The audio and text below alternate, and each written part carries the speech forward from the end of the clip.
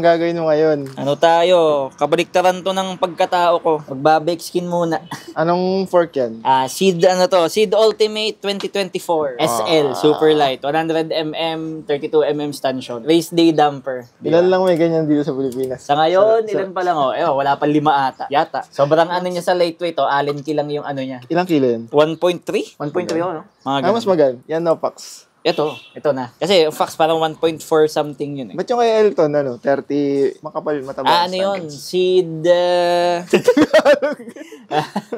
Select na, Seed Select yun. Hindi siya SL. Ano nga ho palang nun? Pag Ultimate. Basta Seed na 35mm, 120mm. Ba't yung decals niya Ultimate? Bakit hindi? Ultimate Tagalog ka. Discounted. Ayun na ba ang kulay ng mga latest na, ito na. Yung dark, dark blue. Hindi na yung light blue. Kasi yung pula, exclusive lang ata yun sa Specialized Yan.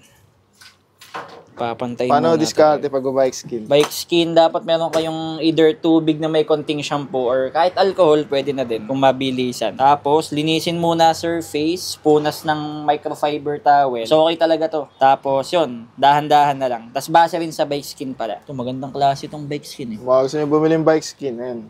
Ayan pala. May libreng plug. Kahit hiwain Kahit hiwain na po. Ang galing. Dito daw natin testingin. Sige nga, ikabit mo, tapos hiwain natin. Tapos dumapulisan eh. Iinitan lang, tapos gagaling na siya. Pabasahin mo na. Para madali siyang igalaw kung mamaliman ng pwesto or dikit. Tapos, itong PPF kasi na to, 3 siyang layer kung tutuusin. Itong transfer paper, tapos meron pa siyang sa loob, tawag dito. Meron pa siyang parang protective film sa harap para hindi siya ma-damage sa transpo. So, mamaya natin tatanggalin pag final na yung pwesto ng PPF. Yun diba? So, ito, bawasan lang tayo ng konti. Ito, hindi to pang professional grade yung skills ko dito. Pang lang to, protection lang talaga. Kinakaya mong gawin yan. Kinaya. So, pag okay na yung lapat nung sa ibang parts, pwede mo natanggalin yung upper na protection nito. Kasi hindi siya lalapat ng mabuti pag di mo yung tatanggalin. Diyan po ikakabit yung seed chisel. For sale ba? For sale? Edition. For sale na. Bilhin nyo na habang di pa nabubuo. Kayo lang may ganyan dito. Ano yung tinatanggal mo? Bale, tinatanggal ko muna uli yung bike skin kasi natuyo na yung alcohol. Yun ang problema pag alcohol, mabilis matuyo. Pero mas maganda para hindi siya matuyo agad. Sa mismong sticky part ng bike skin nyo ilagay. Tapos yun. Simulan na natin palapatin unti-unti. Di ba na alcohol yan Hindi, alcohol yan. Alcohol na ba yan?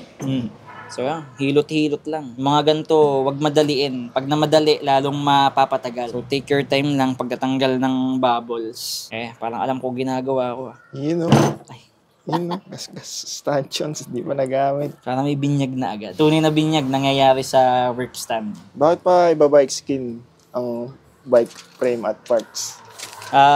Kung mataas ang value ng frame mo, both monetarily or sentimental, mas okay na i-bike skin nyo para mas ma-retain niya yung niya, yung fresh na glow niya, lalo na sa paint. Tsaka para maging scratch resistant. Ano yung mga usual na parts ng bike na binabike skin? Madalas sa frame. Yung sa frame, sa frame? Mga expose Mostly sa down tube, tsaka top tube. Kasi syempre, laging kumikis-kis ang hita natin doon. Tsaka mga debris na tumatalsik. Kasi madalas sa chainstay meron din. Basta yung mga high contact na mga lugar. Pero may nagpo-pull wrap ng frame. Oo, maganda rin yung ganun, yung full wrap. Kasi ang minsan kasi pag merong bike skin, pag naaarawan, naiiba yung gradient ng kulay. So, mas covered siya, mas magiging consistent yung kulay ng pintura, mas protected. Pero kung mahalaga lang naman sa'yo, maprotektahan yung mga vital parts, okay lang din naman. Anong ibang parts pa ng bike aside sa frame and fork, yung may bike skin? Yung iba, crank, nilalagyan din nila. Tsaka